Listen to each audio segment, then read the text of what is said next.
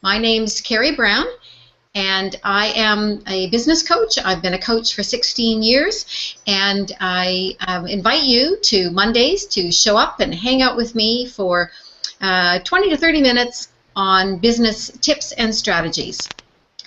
Are you an entrepreneur who finds yourself struggling week after week, not getting things done? That sometimes at the end of the week you'll realize you had some key priorities and they didn't get done. You might also find that you are constantly in a state of overwhelm or anxiety because you're concerned that there isn't going to be enough time to get things done. Well, if any of those resonate with you, then today this is your hangout designed specifically for you. One of the key things about time management, and that's what we're really talking about these last episodes, is the fact that time management is a key issue for a lot of entrepreneurs. And so today we're going to be talking about budgets. Who likes budgets? Most people don't like household budgets, although having a business budget is a really key piece, and that'll be a topic for another episode. But today we're going to talk about time budgets. And I have one of my Academy members joining me today, Grace Gary. Her company is Graceful Solutions. And Grace, I'd like to just invite you to tell our listeners what it is that you do, and so they know a little bit more about you. So Grace, why don't you tell us about you? Thanks, Kerry. So what I do is I'm a counselor, and I help people who have reached a difficult life situation in their life, and what are feeling at a loss as to what to do. What I help them do is recover and take control and feel happy again. Wow, that's great. And Grace, I know that you've got some upcoming webinars that you're going to be announcing as well. So for those of you who are watching this show and you'd like to know more about what Grace offers, watch for some of those announcements on www.gracefulsolutions.ca. Grace hails from Canada, as I do, and from the very, very west coast on Vancouver Island. So again, time budgets, our topic for today. I came up with this idea many, many years ago because I found myself feeling very overwhelmed. I had just taken on a whole new group of clients. I'm a mom, so I have a child, I'm married, I have a lot of responsibilities, I sat on a couple of boards, and I found myself having this panic of when was I going to be able to get everything done in the week. And say yes if that resonates with you, if you have weeks when you wonder, you have that panic of whether you're going to be able to get everything done. Absolutely. Great, okay. So the reason I created this is because I realized that I suffered from a scarcity of time mentality. And when I was really looking at this, I realized that there's kind of a continuum. At the very far end, we have people who think there's an abundance of time. And really, what made me realize this is that my parents were two opposites when it came to time. My father always thought there was enough time in the world to be able to do everything you needed, which meant that he often arrived late. He was never ready to go when my mom wanted him ready to go, anything like that, because his attitude around time was there was always going to be an abundance of time. And you may fall into that category. Then my mother, on the opposite side, always felt there was never going to be enough time. She had lists of things that she wanted to get done, and she always operated from that position that there was never enough time. So the reason I said it's a continuum, because I don't think either of those perspectives on time served them well. I think that if they could have sort of come a little bit closer into the middle, not necessarily right in the middle, but a little bit closer, then they would have had an opportunity where my mother wasn't frustrated and overwhelmed with all the things that she needed to get done, and my father, didn't miss deadlines and miss getting things done. So I think that's really the goal, is to move it in so that whatever our perspective on things serves us well. So how does that relate to time budgets? Well, I realized that that particular week was suffering from a scarcity of time mentality. So I want you to just check in for a moment and ask yourself, where do you think you sit on that? Where are you on that continuum? Now, once you've identified where you sit in that, then we can do something about it. One of the key pieces in coaching is to become aware of what's going on, to become aware of our perspective, to become aware of our patterns. And when we are aware, then we can make conscious choices to do something about it. So this is when I came up with, I'm kind of the how-to girl when it comes to business coaching. So what I came up with is this whole concept of a time budget. Because it's the same thing when it comes to any other kind of budget. When you don't know what you're working with, how do you know what you're going to spend if we're talking about money? And exactly the same thing with time. When we really don't know what we're actually working with, how do we know how much time to spend on certain things? So, time budget. There's a group of steps here that I'm going to walk you through so that you can know step by step how to be able to put a time budget together and then how it can serve you best. So the first thing is you need prep. You need a paper week at a glance. Now you can go into the internet and print off a week at a glance, not a month, but a week at a glance, and even find one that's broken up into 15-minute increments. And I'm going to suggest if you can set the parameters on it, what time you wake up in the morning and what time you go to bed at night. And you want full 7 days of the week. Because as an entrepreneur, your work week isn't Monday to Friday, 9 to 5. Yours is 7 days a week. So we want to incorporate that. Now, if you can't find what you want, or you're unable to find what you want on the internet in terms of that, you can take a piece of graph paper, just like this pad I've got here, and you can create your own. Which is when I first started doing this, that's exactly what I did, because I didn't have those kinds of tools. So first thing is you need to have some kind of a paper calendar. And yes, you can transfer this into your calendar, electronic calendar at some point. But I want you to work with this. I want you to get that kinesthetic piece working for you so you actually can see visually and kinesthetically where your time is. So the first thing is you need that piece of paper. And the second thing is you need a group of colored highlighters, at least 3, maybe even up to 5. So you might add an orange one, and you might add a blue one to these, or a green one. You see I've got pink, yellow, and blue for mine. So you need some colored highlighters. So step number 1, on a separate piece of paper, what you're going to do is you're going to take a moment and think about, what are my big rocks? What are my big projects in my life? So for an example, you might have one that is family. And you might differentiate family and personal, because personal will include some other things that may be, health and fitness. If you're an artist, it could be painting time. It could be time for your friends. It could be music, whatever that it happens to be. So that's under personal. Family, of course, will be doing things with your family. If you've got elderly parents, spending time with them, younger children, looking after them, driving them places, going to their soccer matches, whatever that happens to be. So those are the 2 ones that I'm going to suggest are on the non-business side. You could also have one which might be your spiritual side if you volunteer at a church or an organization or other organizations that maybe take up a big chunk of your time. Then I want you to look at work. And if the only work that you do is the business that you're currently in right now, then that's going to be one of your projects. Sometimes, though, I find entrepreneurs, and this may be you, is you might have another project. You might have 2 work pieces to it. And what I'm talking about here is 2 separate pieces, not your work divided up into chunks. We're going to do that in a moment. What I'm really talking about is what I'm going to say is separate sort of categories for work. If you have 2 projects or 3 projects that are definitely work related or separate into itself. You may have one business and then you've got another business that you're working on. And I find entrepreneurs often have that. So in my experience is that ideally you're going to have no more than 5 projects. Could even be 3.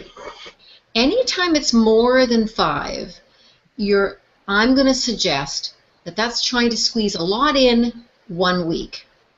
And this is where when I first started coaching, my coach that I hired said to me, get rid of 50% of the things that you're doing. 50% of the things I'm doing, I said. And she said, yes, because then you can become discerning about what you actually put back into your calendar. Because I had accepted things, I'd agreed to do this, I'd agreed to do that, I'd agreed to do that. And the next thing I knew, there was definitely not enough time to get everything done that I needed to. So I'm going to ask you if you maybe need to get rid of some of those things that you're committing to. Or at least pause and really think it through. And I'm hoping this time budget idea is going to help you with that. So step number 1 is to identify your projects. 3 to 5 of them. So Grace, where would you say you fit in that? How many projects do you say you have? Well, as you know me well, Kerry, I could have a lot of projects, but I have narrowed myself down to 3 colors, and so those are 3 broad categories of my life. So there's work, which is the activities that bring in income. There's a buffer zone, which is anything else that's to do with planning and meeting people, and then there's me time. I know I could subdivide it, but those are my broad categories. Great. Excellent. Thank you, Grace. And I think what you've done is you've identified that a lot of people have some broad categories as well. Because what we're going to do is we're actually going to break that into smaller chunks in a moment. So the first thing you've done is you have identified that you have your main projects. So for me, for an example, what I had is I had personal, I had family, I actually put one in for health and fitness as well, and then I had one for work. So I had 4 categories. So again, it's entirely up to you. So that's step number 1. Step number 2 is what you're going to do is you're going to identify within each one of those what are the key things that are that you have within each of those projects. So, for example, in work, there's going to be some key things. Marketing, following up with clients, doing actually the work of your business is a really key piece. What might be some other things? Grace, can you think of some of the things that you would break down your counseling practice into that would be the projects within the project, the major one of Graceful Solutions? Well, excuse me, when I think about direct contact with clients, I think about groups I might be running and workshops and individuals. So those are the sort of the 3 places where I meet clients. But then outside of that, I might think about planning, networking, the administration. Those are some of them that I can think of. Great, great, excellent. So I'm going to suggest that networking fits within a category called marketing. Okay. You want to have one that is planning, because this is where we're looking to the future, we're setting our goals for the future, this is where we're doing our review. If you've watched previous episodes of Hang Out with Coach Kerry, you know I'm a huge fan of the end of daily review and also the end of the week and then the end of the month and then quarterly and yearly reviews. So you want to set aside time that's for that. So what you're going to do is you're going to break that down. The same thing for your family time. You have time when you have to do grocery shopping, when you've got to do errands, when you've got meal planning, when you've got those things that need to be in place. So it's really important that what you do is you have those all broken down, not into 15-minute chunks, but definitely into what those categories are. So that's step number 2. Then what you're going to do is step number 3 is you're going to plot on that weekly calendar that you have. You're going to plot that you have those in place.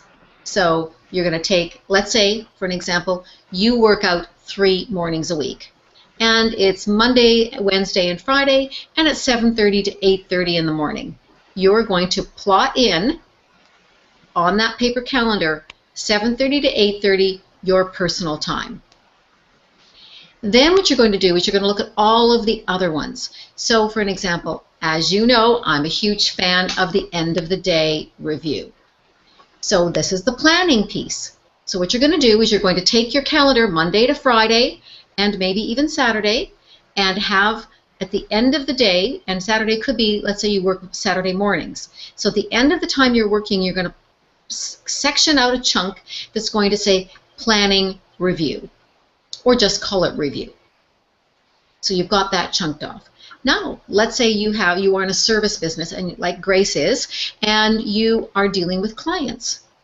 Then what you're going to do is you're going to set off the chunks of time during the week when you're actually doing the work of your business. That's the work that you conduct, the service that you provide. So you're going to block off time for that. You're also going to block off time for marketing. And you're going to, again, take that chunk. So let's say you're going to set aside 2 hours. So if you have a weekly networking lunch that you're going to, then that's going to get chunked off in your calendar, and you're going to put that. Let's say you have to leave at 11:30 and you're home by 2 o'clock. That piece of time on that Tuesday is going to get marked on that calendar. Now, you're probably asking me, well, every week is different. What we're really working with here is an ideal week.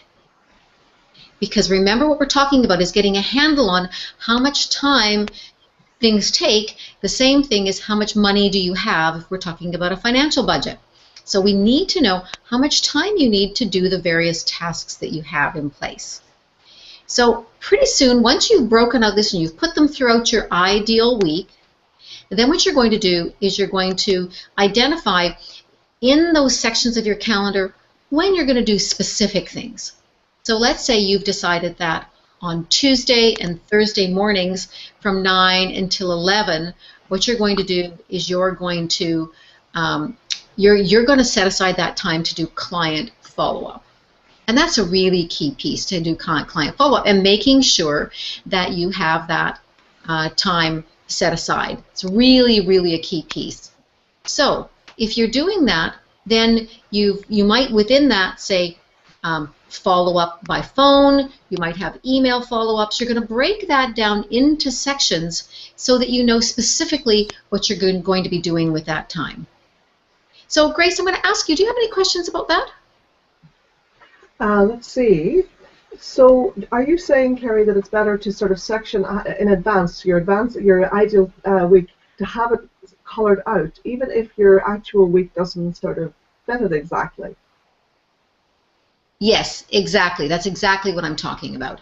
So we're not talking about your actual week. What we're talking about is your ideal week. How much time you want to spend, or how much time you need to spend on certain things. If you're seeing clients for 25 hours of a week and you want to work a 40-hour week, then you know you have 15 hours left. So remember, if we come back to the original premise of this, is do you see you having a scarcity of time or an abundance of time? What we really want to do is get clear on how much time. So when you're looking at those major projects you've got, you really want to get a sense of how much time you're going to spend in each of one of those areas. How much time you're going to spend on marketing. How much time you're going to spend on your financials. How much time you're going to spend on planning. Those are really key pieces. And so once you know that hour amount that's in it, then you can plot that into your calendar, and then you can see. So then the next step is, once you've done that, then what you're going to do is you're going to take your color coding. And this is where the fun part is. If you like to color when you were a young kid, this is a really key piece, is what you're going to do is your personal stuff, you're going to pick a color. So let's say you might pick pink, might be your color for personal. And what you're going to do on that piece of paper is you're going to take the highlighter and you're going to draw around that chunk of time that has to do with your personal time. Then what you're going to do, let's say you might pick green. I don't have that color handy here, but you might pick green for your work, and you're going to take that color around. If you have your personal time, that might be your blue. So family, personal, work, those might be the three. You might have another one where you would do yellow. So what that's going to do is it's going to visually, it's going to stand out, and you're going to see how all of these pieces work together. Then what you're going to see is, oh, well, I actually have all of this time when nothing's blocked off there. And so what that's going to reveal to you, if you see that, is that, oh, I actually have more time than I think I have. And that's a key thing to understand. Remember, an abundance or scarcity of time. If you find that when you went to color them, you had things overlapping or there were pieces that didn't have space in there, then that's where you're going to have to really stop and say to yourself, do I have to let some things go? Is this where I let go of 50% of the things I'm committing to right now so that I can do what I set out as my goals, and then I can always go and put those in later when I have some more time. What I find with this is that once you've got that piece of paper now with the color coding on it in front of you, then what you can do is you can stop and look at it and say, okay, is this really how I want my week to look? So you have an opportunity maybe to move some things around. So you may have to do another one just to change the colors or highlight it differently. But what you're going to do is you're going to move it around that's going to work for you in terms of your ideal week. So Grace, any particular questions about that you have?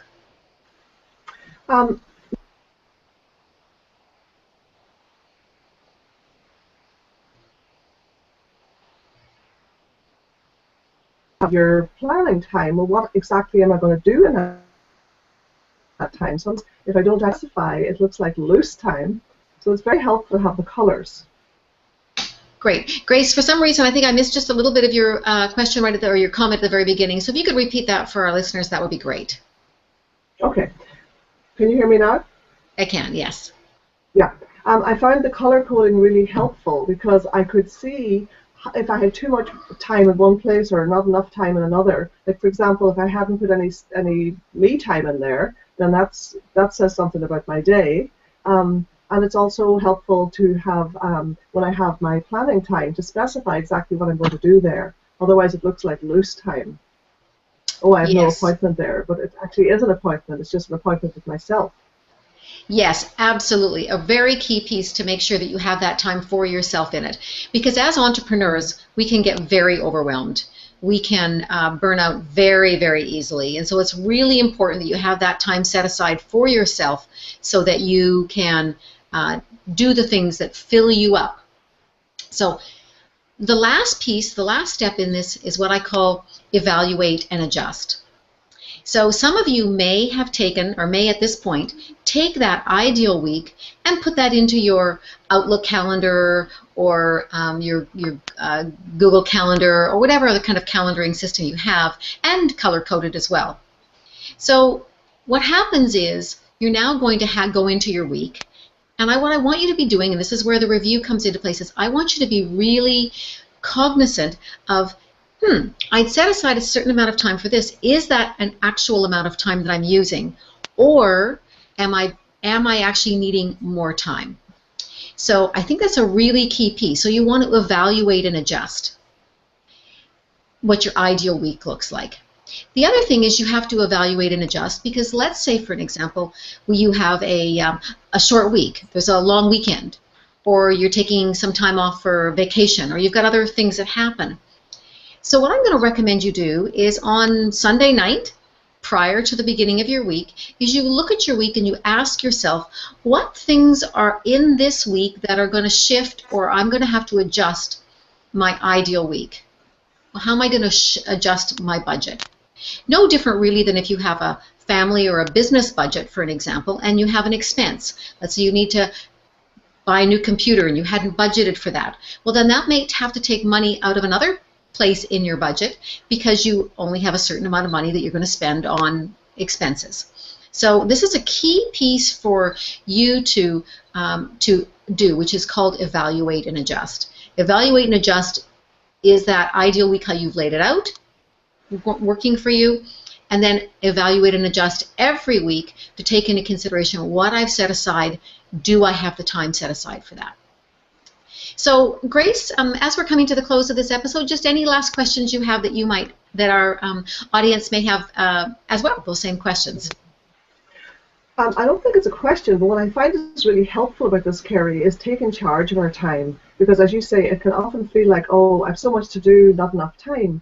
And this is a way to actually measure, well, actually, how much time do I have? Because everybody has the same amount. That's one way we're all equal. But it's like, how am I using it? And is this the way I want to use it? So the reviews are very important. And you've mentioned before to plan the night before. I think that's helpful because on the morning, you may not feel like very focused. But if you've set your priorities the night before and looked at your day, it helps you also to carry out what you say you're going to do. Great, excellent. Thanks, Grace. Then that was a great recap, so I really appreciate it. So again, if you find that time management is an issue for you, then this episode obviously has been of value for you. We're going to continue to do some more of those. So don't forget to tune in at 9 a.m. Mondays for Hangout with Coach Kerry. And I look forward to any questions and comments you have, and providing you with the content that you find helpful as an entrepreneur. I look forward to having you on an episode in the future, or hearing you on an episode in the future. Take care. Bye-bye. Bye.